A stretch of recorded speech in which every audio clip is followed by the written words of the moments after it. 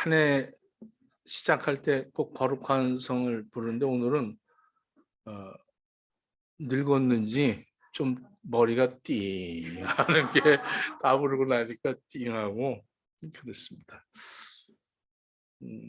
창세기 6장에 보면 1절부터 2절에 사람들이 땅 위에 번성하기 시작할 때 그들에게서 딸이 나오니 하나님의 아들들이 사람의 딸들의 아름다움을 보고 자기들의 좋아하는 모든 자로 아내를 삼는지라 이렇게 말합니다.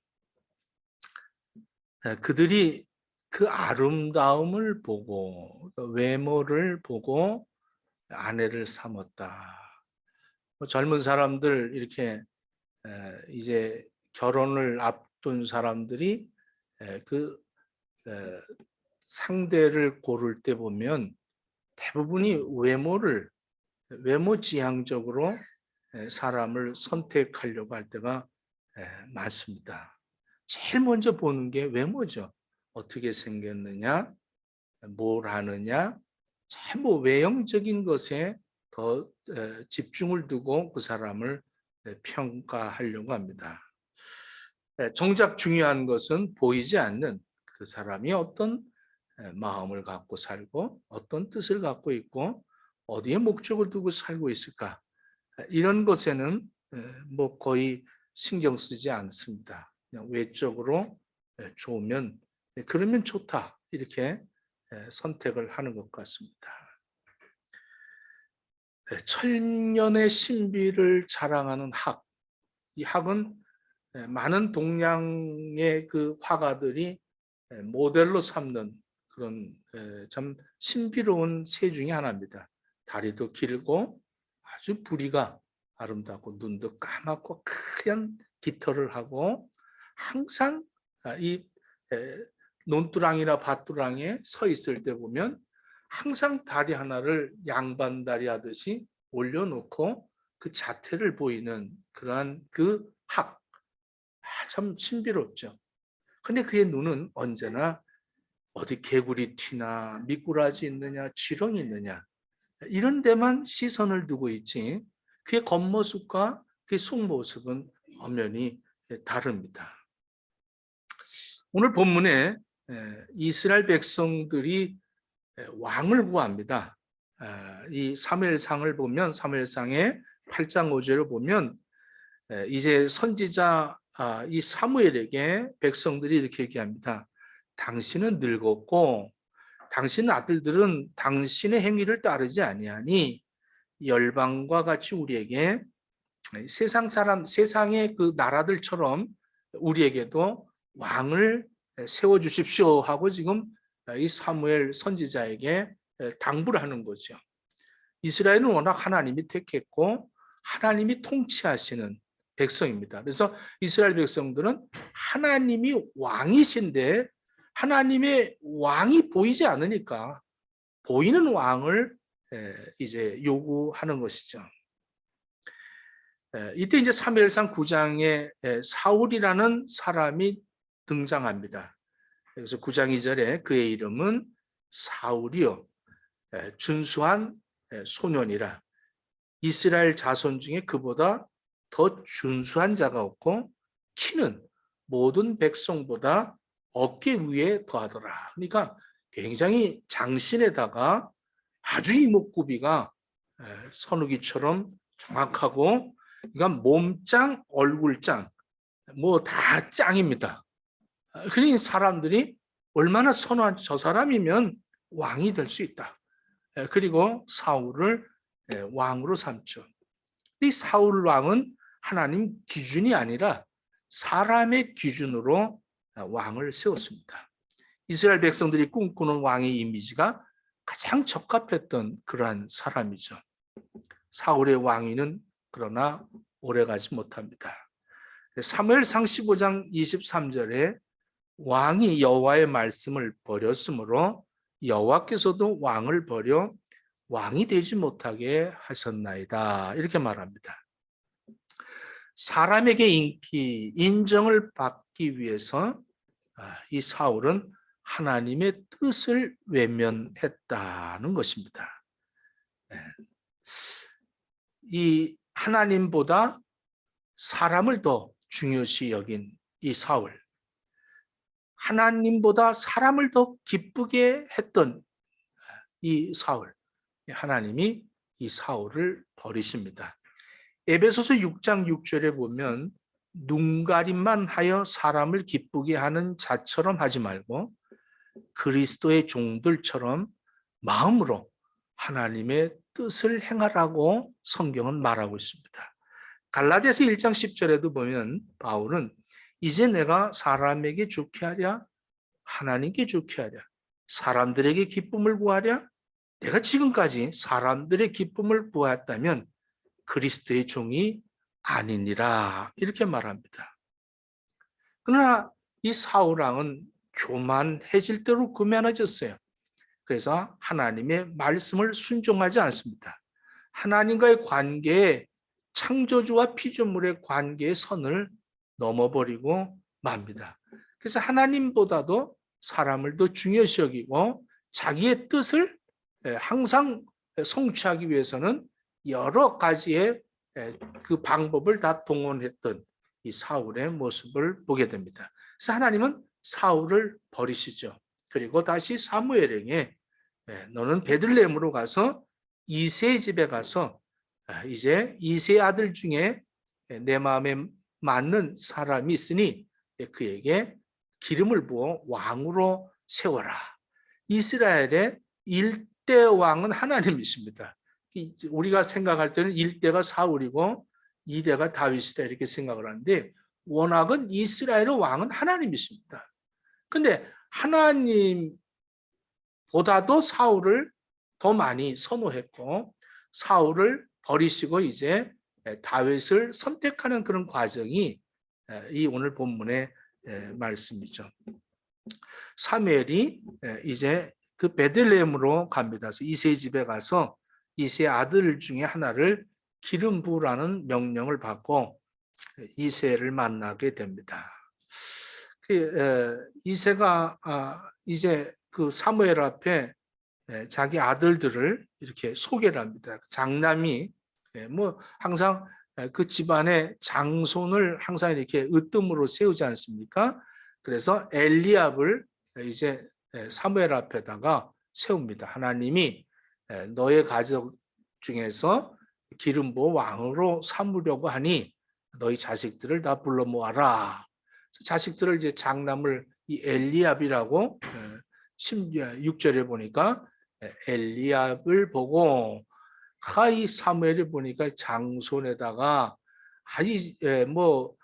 이 사울과 비교할 때 뭐 뒤진 것이 없는 것처럼 아주 장신의 이목구비도 아주 좋고 참 짱이었어요. 그래서 너가 하나님이 기름 부으려고 너를 택하셨나 보다. 이렇게 이제 주님 앞에 이렇게 서게 됩니다. 근데 하나님이 사무엘에게 7절에 보니까 그의 용모와 키를 보지 말아라 이렇게 얘기합니다. 외모를 보지 말라는 거죠. 내가 벌써 이 사람 버렸다. 내가 보는 것은 사람과 같지 않다. 사람은 외모를 보지만 나 여호와는 중심을 보느니라 이렇게 말씀합니다. 우리 행복의 교회가 이렇게 하나님이 저와 여러분들의 중심을 보신다는 것을 2022년도에 항상 인지하고 사시길 바랍니다. 그죠? 우리 이 사람들 비유 마치고 그냥 뭐 겉스럽게 이렇게 무늬만 그리스도인, 무늬만 구원받은 자가 아니라 내 중심을 하나님이 보고 계시다. 내 중심이 어떤가? 학처럼 그런 그 신비로운 말을 하고 눈동자 그냥 번쩍번쩍 빛나고 얼굴이 뭐 물광 피부가 생기고 그냥 뭐 화사하게 아무리 그렇게 해도 하나님은 전혀 그거 보지 않는다는 거예요. 무엇을 갖고 있느냐? 어떠한 재능을 갖고 있느냐? 어떻게 생겼느냐? 이거 보지 않는다는 거예요. 중심을 보신다. 중심. 저와 여러분들의 중심을 보신다. 이렇게 말씀합니다. 하나님 보시는 우리의 중심이 뭘까? 저는 오늘 이 하나님이 보시는 중심을 여러분들에게 소개하려고 합니다. 그리고 내일부터 우리가 이 신년을 이제 영적으로 무장하면서 하나님의 뜻은 이것이다. 하나님이 원하시는 건 이것이다. 이제 5일을 통해서 하나님이 우리를 향한 그 중심을 보시는 것들을 하나하나 여러분들에게 전달하려고 계획을 하고 있습니다. 하나님이 보시는 중심은 무엇인가? 첫째가 진실한 마음이냐 아니냐 이걸 보십니다. 진실하냐? 다윗은 어린 참 소년이었습니다. 다 이 이세 아들들이 둘째 아들 이름까지 나오죠. 둘째 아들이 이제 이세가 아비나답을 부릅니다. 아비나답이 둘째인데 셋째까지 부르는군요. 셋째까지 이름이 기록되어 있습니다. 아비나답은 아주 청바지에 아주 멋진 그 젊음을 자랑하는 그런 멋쟁이였던 것 같아요. 그 다음에 이제 셋째 아들 쌈마를 보내죠. 쌈마 아주 히피처럼 아주 멋쟁이였던 것 같아요. 근데 넷째, 다섯째, 여섯째, 일곱째는 이름이 없어요. 그러니까 취급도 안 한 것 같아.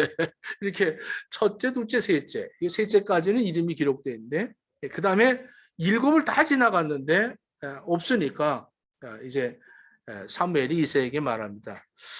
하나님은 니들을 택하지 않았는데 혹시라도 네 아들 또 있느냐? 이렇게 물어봅니다. 그랬더니 이새가 내 아들들이 다 여기 있느냐? 이렇게 물으니까 막내가 아직 막내가 하나 있는데 이 막내는 우리 가족들 중에서도 이렇게 별로 이렇게 참 인정받지 못하는 그냥 재능도 없고 그냥 형들이 시키는 거 하고 아버지가 시키는 거 하고 이런 것만 하지 뭔가 뭐 이렇게 가족들과 어우러지지도 잘 못하는 아이가 하나 있습니다. 그를 데리고 와라. 그를 데려오기 전까지 우리는 식탁에 앉지 않는다. 그러니까 사명이 우선이라는 거죠. 우리는 먹고 시작하잖아요. 근데 사명을 하고 먹는다는 거예요. 배가 고파서 못 하겠어요. 이런 사람들 있잖아요. 배가 고프면 성질 내는 사람들이 있습니다. 배가 고팠다 그러면 뭐 난리 나는 사람들이 있어요. 밥 갖고 와! 이러는 사람들 있잖아요. 여러분들 여자들은 많이 이해할 거예요. 이렇게 남편들. 근데 사실 예수님의 그 방법을 보면 남자들 다루시는 모습을 보면 이 베드로도 제자들 그 부활하시고 갈릴리에서 그 제자들을 만날 때 고기 한 마리도 못 낳고 밤을 새우고 온 그 제자들에게 먼저 먹이시지 않습니까? 떡도 먹이고 생선도 먹이고 배불리 먹고 그리고 이제 갈기 시작합니다. 요한의 아들 시몬아 너 나 사랑하니? 이렇게 물어보시죠. 이렇게 뭐 먹여놓으면 남자들은 또 먹여놓으면 그 다음엔 다 할렐루야입니다. 귀찮아요. 그냥. 알았어. 근데 먹기 전에는 막 짜증내고 예민한데 배만 불렀다 그러면 그때부터는 알았어 이러는 것 같아. 우리 신앙생활도 정말 이 말씀을 많이 먹은 사람들은요 뭘 시켜도 아멘 하는 거래. 근데 이 뭘 시켜서 벌써 예민한 사람들이 있어요. 왜 해요? 뭐 때문에 그래? 이런 사람들 보면 나 제가 굶었구나. 영적으로 굶주려서 저렇게 굉장히 예민하구나. 저런 애는 건들면 안 되겠다. 그래서 안 시키는 거예요. 그런 사람들. 이해가 가세요? 하나님은 그렇게 중심을 보시는 거예요. 이 다윗을 데리고 왔을 때 하나님이 이렇게 말합니다. 이가 그니 일어나 기름을 부어라. 이렇게 얘기합니다. 그러니까 다윗은 하나님이 택한 거예요. 하나님이. 사울은 사람들이 택했지만 다윗은 하나님이 택한 거예요. 여러분들 하나님의 택함을 받았다면 하나님의 택함을 받았느냐? 여긴 어디가 있느냐? 기름을 부음 받았느냐? 이게 중요하죠. 성령으로 아니고는 예수를 그리스도라고 시인할 수가 없습니다. 저와 여러분들은 예수 그리스도가 나를 위해 십자가에 죽으심을 확실히 믿습니다. 이 믿음은 성령을 받고 난 다음부터 이제 13절에 보니까 이 다윗은 그때부터 이 영이 크게 감동되니라 이렇게 됩니다. 크게 감동이 됐다. 여러분들 감동받았다. 이 기가 막힌 일 아닙니까? 뭐 조그만 일에도 감동받는 거예요. 설거지하면서도 감동받고 성경 읽다가도 감동받고 찬양 부르다가도 감동받고 대표 기도하는데 감동받고 광고하는데 감동받고 저도 감동을 받아요. 이렇게 광고하는 것도 감동받고 윤아가 와서 끼 안기는 것도 감동을 받고 그러니까 감동이 많이 받는 사람들인데 아유 짜증나 신경 이런 사람들은 성령에 충만하지는 못해서 시계 보고 딴 데 신경이 막 이 혼란해집니다. 혼란해져. 이 사탄이 그렇게 하는 거죠.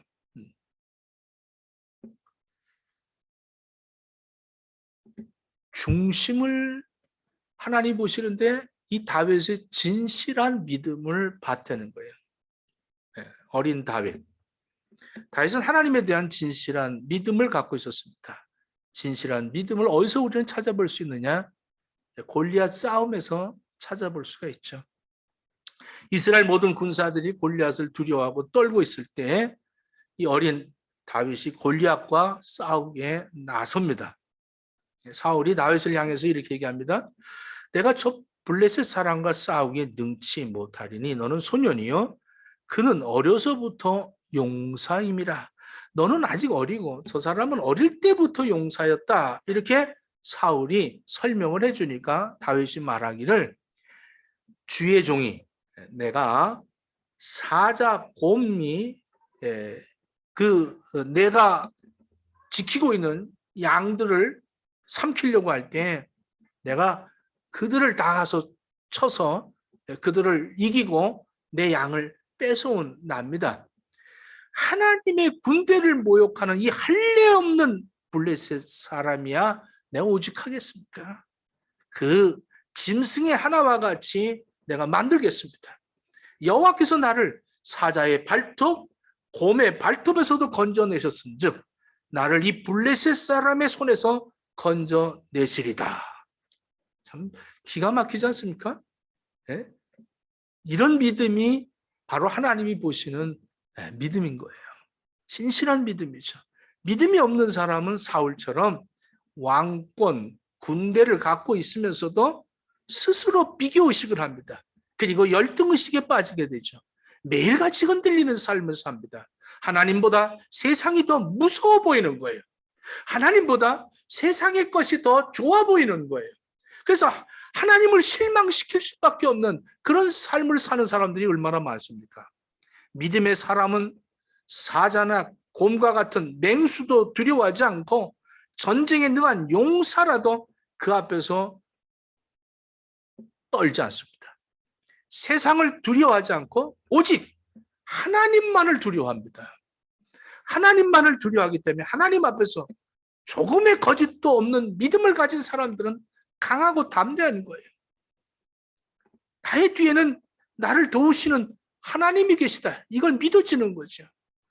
어렸을 때 아버지의 손만 잡으면 뭐 벼락이 치든 뭐 하든 겁날 게 없었지 않습니까? 여러분들 그런 천둥번개 칠 때 엄마 품에 안긴 우리 지우도 그냥 다른 사람들한테는 안 가지만 엄마 품에만 딱 안기면 아마 아빠 품보다 엄마 품이 더 좋을 거야. 딱 안기면 새콤 자는 거예요. 뭐 세상이 지진이 일어나든 무슨 바이러스든 전혀 무관합니다. 그냥 엄마 품에서 그냥 참 편안함을 얻는 거죠. 왜? 엄마니까. 엄마를 확실히 믿어요. 이건 의심을 한다든가 이 아줌마가 날 떨어뜨리지는 않을까 이러면서 의심을 한다든가 이러지 않습니다. 완전히 믿는 거예요. 완전히 믿었기 때문에 그러니까 내 품 안에 안긴 내 자식이라는 거 서로가 그 중심이 하나가 된 거 아니겠어요? 골리앗 앞에 어린 다윗이 아주 어린 다윗이 우리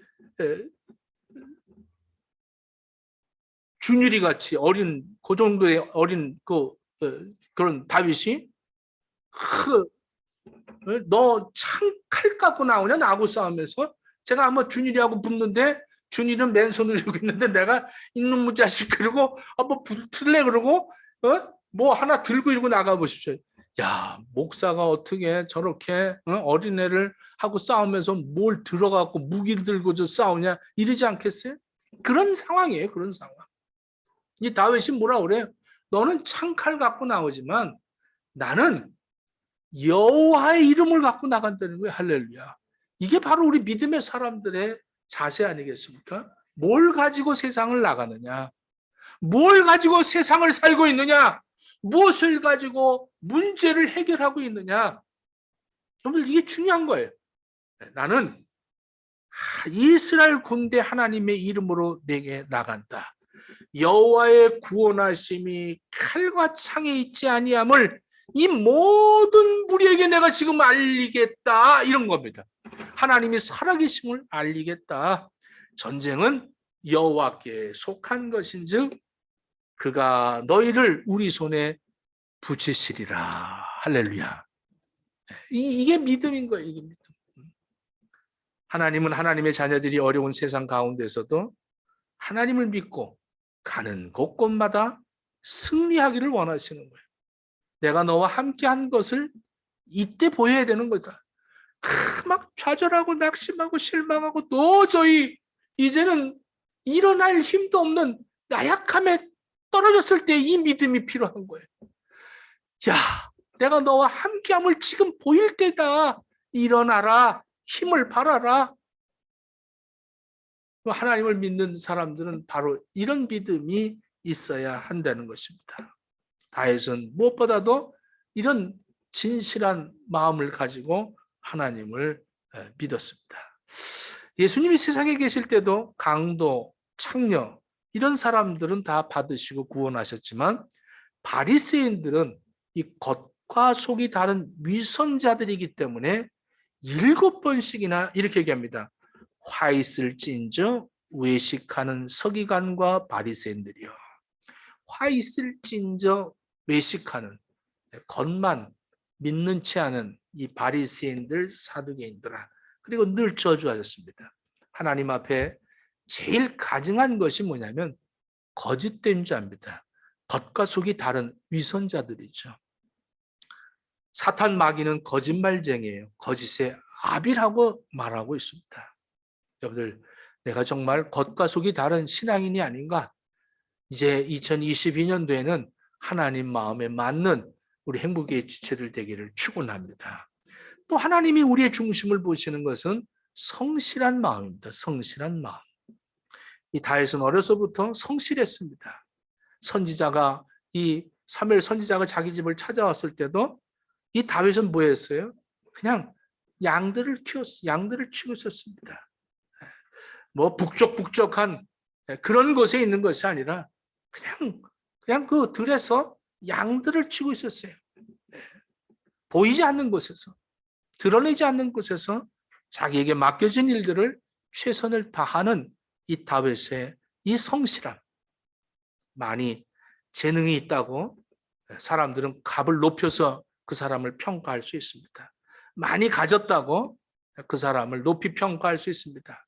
좀 잘났다고, 좀 예쁘게 생겼다고, 인물이 좋다고 그 사람을 높이 평가할 수 있습니다. 그러나 하나님 그렇지 않습니다. 그 사람이 정말로 성실하느냐, 성실하지 않느냐, 여기 하나님은 항상 보시는, 그 하나님이 보시는 눈은 저가 겉과 속이 다른 위선자냐, 아니면 정말 신실한, 성실한 그런 사람이냐, 이걸 보는 것이죠.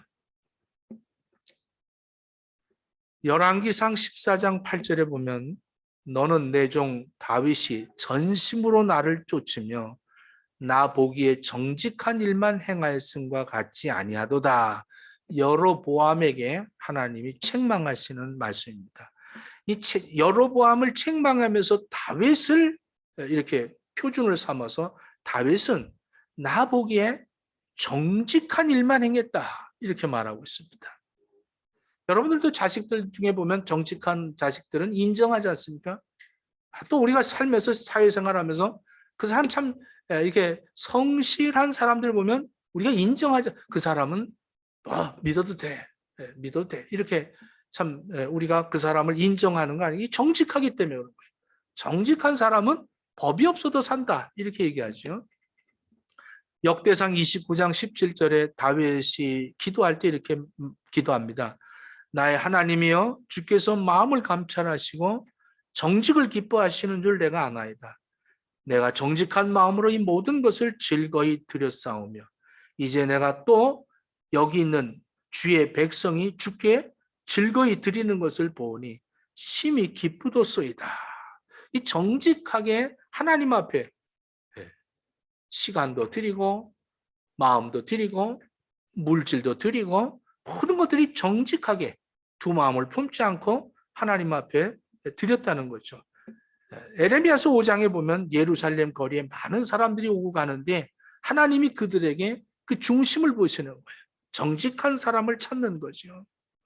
에레미야서 9장 24절에 자랑하는 자는 이것으로 자랑할지니 곧 명철하여 나를 아는 것과 나 여호와는 인애와 공평과 정직을 땅에 행하는 자인 줄을 깨닫는 것이라. 나는 이 일을 기뻐하노라. 이렇게 말합니다. 잠언서 10장 29절에 여호와의 도가 정직한 자에게는 산성이요 행악하는 자에게는 멸망이니라. 잠언서 13장 6절에 이어서 의인은 행실이 정직한 자를 보호하고 악인은 죄인을 패망케 하느니라. 항상 정직한 사람에게 하나님께서 모든 것들을 이렇게 보호하시고 인도하시고 지켜주신다고 약속하고 계십니다. 다윗이 자신의 인생을 회고할 때도 항상 어릴 적에 자기가 양치던 그 모습, 그것만 항상 회상합니다. 넌 출신이 뭐냐? 그러면 저는 목동입니다. 왕권에 앉아서도 좋은 그 보좌에 앉아서도 항상 이 다윗은 난 목동이다. 나는 목동이다. 나는 내 출발점은 목동이다. 근데 우리는 살면서 좀 내가 좀 어디에 성공했다든가 내가 어떤 직위를 가지면 다른 건 지우고 싶습니다.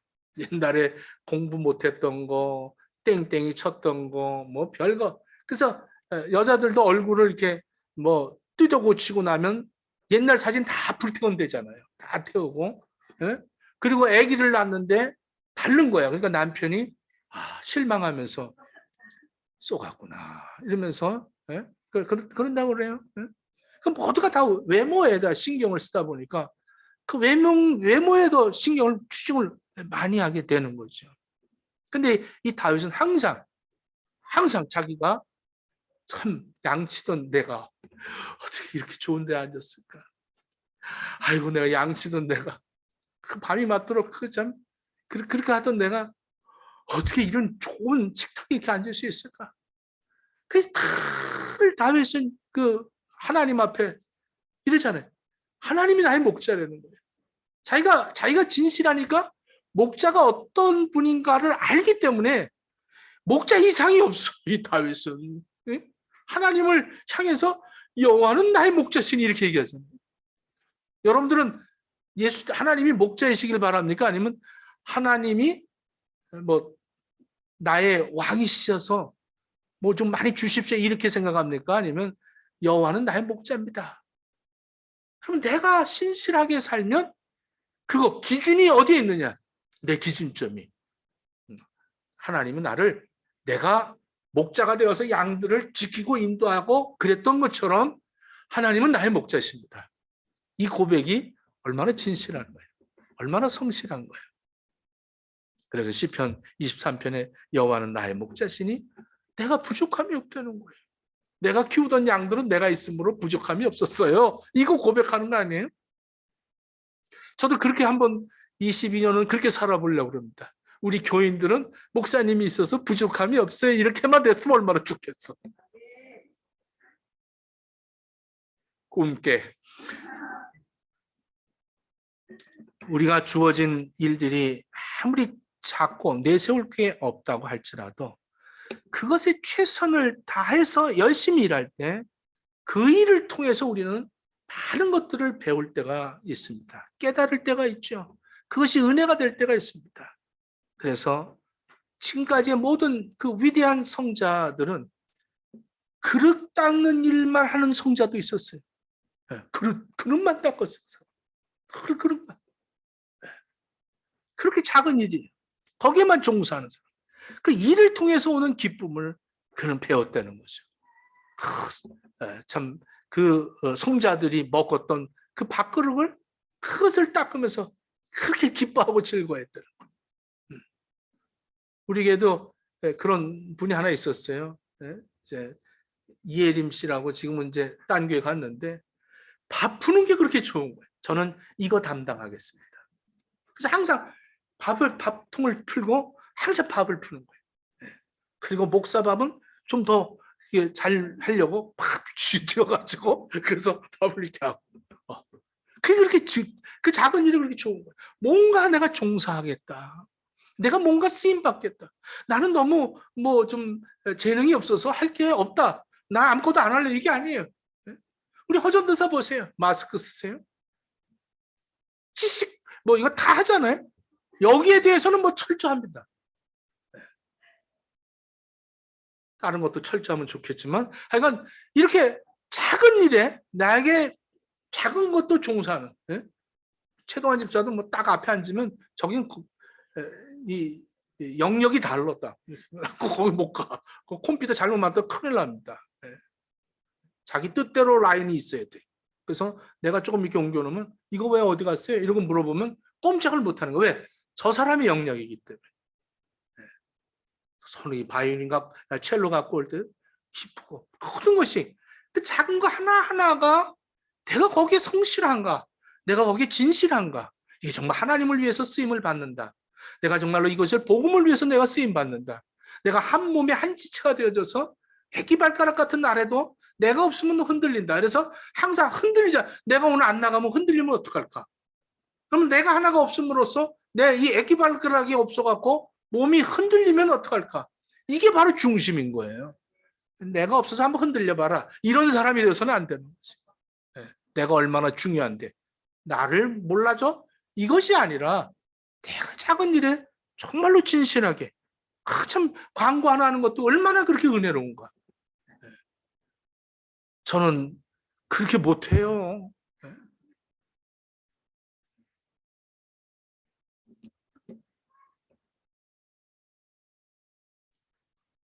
자, 하나만 더 하고 성찬을 하도록 하겠습니다.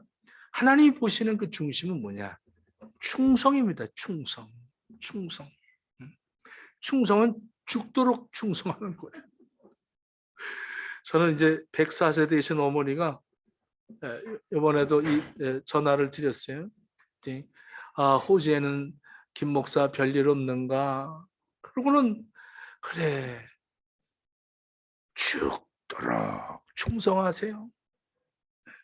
아직 이 톤이 똑같아. 죽도록 충성하세요. 그래서 항상 죽도록 충성하려고 좀 게으름을 피려고 교회 뭐 한 주 더 있다가 청소해도 되겠다 이렇게 보다가 이렇게 뭐 이렇게 좀 지저분한데 이렇게 이제 그쪽 부분만 이렇게 하다가 저기 가면 저도 또 우리 최동환 집사가 다 갖다 놓은 건데 베이킹을 딱 보면 저걸 딱 보면 뭐가 생각나면 죽도록 충성하세요 이렇게 그게 딱 맴도는 거예요. 이렇게 바로 메고 한번 또 돌리고 그다음에 또 이 소독약을 또 쫙 뿌리고 그리고 나고 이제 문 닫을 때 보면 검도할 때 항상 그 도장을 나올 때 탁 인사하고 나가듯이 저기서 탁 인사하고 나가면 그러면 편안해. 근데 그렇지 않고 나가면 찝찝한 거야. 뭔가 내가 게을른 것 같고 아직도 나 편안하려고 아직도 내가 살았구나. 이러면 굉장히 죄송한 거야. 충성된 사람은 하나님의 뜻이 무언가를 알아요. 그리고 하나님의 영광을 위한 것이라면 다른 거 개의치 않습니다. 하나님을 위한 것이라면 그러면 죽도록 충성하는 거예요. 요한계시록 2장 10절에 보면 내가 장차 받을 고난을 두려워 말라. 내가 죽도록 충성하라. 그리하면 내가 생명의 멸류관을 내게 주리라. 이렇게 말합니다. 손해가 오고 핍박이 오고 사람들이 하나 알아주지도 않고 죽을 것 같은데도 변질되지 말라는 거예요. 하나님을 향하는 그 마음. 주님만 바라보고 전진하라는 거예요. 하나님이 알아주시면 되는 거 아니에요? 할렐루야. 우리 교회 전사님들은 바로 그래요. 하나님이 알아주시면 되는 거 아니냐는 거지. 그게 나하고 마음이 맞아. 그게 마음이 맞으니까 말 안 해. 이게 마음이 맞는 사람들은 말 많이 안 합니다. 그래서 전도사들 모임을 안 가세요. 하니까. 목사가 이 행주 하나 버려도 그거 찾는 게 아니라 목사님 가려고 그러시는구나. 약간 마음이 안 되니까. 마음이 통하면 할 말이 없다니까. 그런데 마음이 안 통하면 별 생각 다 드는 거예요. 잡생각. 온갖 잡세가 날아온다 하면서 모든 생각이 드는 거예요. 목사님 왜 그러셨을까? 어떠셨을까? 이러면 교회가 혼란한 거죠. 그냥 마음이 맞으면 할 말이 없는 거예요. 여러분들이 저와 마음만 맞으면 제 성경 구절만 읽고 내려가면 돼요. 근데 마음이 안 맞으니까 오늘 목사님 설교 좀 짧게 해주세요. 이 말이 뭡니까? 나 마음 안 맞아도 된다는 거예요. 내 뜻을 이루면서 살겠다는 거예요. 내 편한 위주로 살겠다는 거예요. 충성을 한다는 거예요. 예? 자, 한번 봅시다. 하나님이 최선을 다하는 이 다해 보십시오. 하나님의 말씀이라면 아멘이에요. 시므이라는 사람이 이 베냐민 지파인데 사무엘하 16장 5절에 보면 다윗 왕을 돌로 던지면서 저주를 합니다. 아비새라고 하는 장군이 옆에서 화가 벌떡 났어요. 말씀만 하십시오. 그냥 저거 개 같은 인간 그냥 목을 베겠습니다. 이렇게 얘기합니다. 아주 유명한 다윗의 얘기입니다. 이렇게 얘기합니다. 내가 너희와 무슨 상관이냐. 저가 저주하는 것은 여호와께서 저에게 다윗을 저주하라 하심이 아니니 내가 어찌 그리 하겠느냐. 내 몸에서 난 아들도 내 생명을 해하려 하거든. 하물며 이 베냐민 사람이야 내버려둬라. 여호와께서 나의 원통함을 감찰하시리니 하나님이 보고 계시다는 거예요. 오늘날 이 저주가 까닭의 선으로 내게 갚아 주시지 않겠느냐. 얼마나 잘 견딥니까? 얼마나 잘 참습니까? 얼마나 용서합니까? 이게 바로 진실한 믿음의 사람들 아닙니까? 보십시오. 다윗이 피를 많이 흘려서 다윗이 하나님의 성전을 짓는 것이 평생의 소원이었어요. 평생의 소원이었어요. 그래서 금은 보화를 다 준비했습니다. 근데 하나님 뭐라 그래? 너가 성전 짓는 건 내가 원하지 않는다. 하나님의 뜻이 아니다 그러니까 다윗이 아이고 옳다 감사합니다가 아니라 그래서 그 모든 그 금은 보화를 막 흥청망청 자기를 위해 쓴 것이 아니라 그래 내가 못 지면 우리 후손이 져야겠지 하고 일심전심으로 그것을 준비하고 있었다는 거예요. 그리고 하나님 말씀에 그냥 순종했다는 거죠. 저 같으면 사탄아 물러가라. 성전을 짓는 게 하나님의 뜻이 아닌가 이렇게 생각했을 텐데 이 다윗은 모든 것이 그 중심이 하나님을 향하고 있었어요. 신명기 6장 5절에 너는 마음을 다하고 성품을 다하고 힘을 다하여 내 하나님 여호와를 사랑하라 이렇게 말합니다. 우리 중심을 하나님 항상 보고 계세요. 진실하냐? 정직하냐? 충성되느냐? 최선을 다하느냐? 이거 보세요. 그래서 항상 하나님이 보시는 것은 우리의 중심입니다. 2022년도 우리 행복의 식구들 하나님이 여러분들의 중심을 보고 계시다는 것을 항상 염두에 두십시오. 그래서 하나님과 나하고 마음만 맞으면 촉이 맞는다 그러지 맞기만 하면 이제 하나님이 그때부터 나를 쓰시는 거예요. 그래서 이스라엘을 그 통합국을 만드는 것을 다윗을 통해서 쓰셨고 다윗의 그 동네 베들레헴에서 다윗의 혈통을 통해서 예수님이 오시잖아요. 예수님이 오셨어요. 나가 하나님하고 뜻이 맞으면 하나님이 나를 통해서 예수를 전하기 시작합니다. 예수를. 여러분들 아직도 예수 전하지 못하고 있지 않습니까? 아직도 내 문제에 사로잡혀 살고 있지 않습니까? 다윗은 자기 문제가 없었어요. 다윗은 자기 문제에 대해서 그렇게 많이 신경 쓰지 않습니다. 하나님 다 알아서 하실 것이다. 나를 저주하든 나를 죽이려고 하든 내 자식도 죽이려고 하는데 모든 것은 하나님이 나의 목자니까 부족함이 없다는 거예요. 부족한 게 없다는 거죠. 만족하게 사십시오. 2022년도를 출발하면서 하나님이 여러분들의 중심을 보십니다. 위선자 되지 마십시오. 진실하게 한번 신앙생활 해보십시오.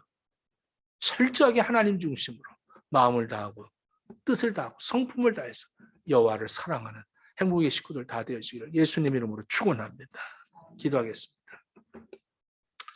하나님, 우리의 외모를 보지 아니하시고 중심을 보신 하나님, 우리 행복의 교회 식구들이 2022년도에 하나님 앞에 쓰임받는 사람들 되기를 원합니다.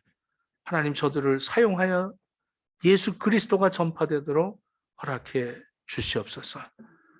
우리 예수님, 우리를 위해서 십자가에 죽으시고 사흘 만에 부활하시고 또 우리를 위해서 저 천국에 우리의 처소를 예비해 주시고 이제 다시 오실 터인데 그 주님을 우리는 항상 상기하며 우리 주님을 항상 그 뜻을 이루기를 마음에 그리며 사는 그러한 삶을 살아야 될 텐데 너무나도 분주하고 복잡하고 어려운 일들, 문제만 많아서 나에게 맡겨준 일들을 성실하게, 충성되게, 진실하게 하지 못할 때가 많습니다. 하나님, 작은 일이라도 하나님 앞에 쓰임받는 우리 행복의 식구들 다 되어지도록 허락해 주옵소서. 이 시간에 우리 예수님 부활하시고 승천하시면서 우리에게 부탁하신 말씀이 있습니다. 이 잔과 이 떡을 나누며 나를 기념하라고 하셨습니다. 우리 행복의 교회가 매월 첫 주에 이 주님이 명령하신 이 성찬을 합니다. 하나님, 떡과 잔을 나눌 때에 우리가 잊어버린 예수님을 다시 한번 상기하게 하시고 또 이 떡과 잔을 받으면서 우리의 중심을 하나님이 보신다는 확신을 가지고 이제는 위선자에서 벗어나서 중심 있는 믿음자들이 되어져서 다윗처럼 하나님 앞에 하나님의 뜻을 이루며 살아가는 그러한 우리들의 삶이 되어지도록 변화시켜 주시옵소서, 회복시켜 주시옵소서. 예수님 이름으로 기도합니다. 아멘.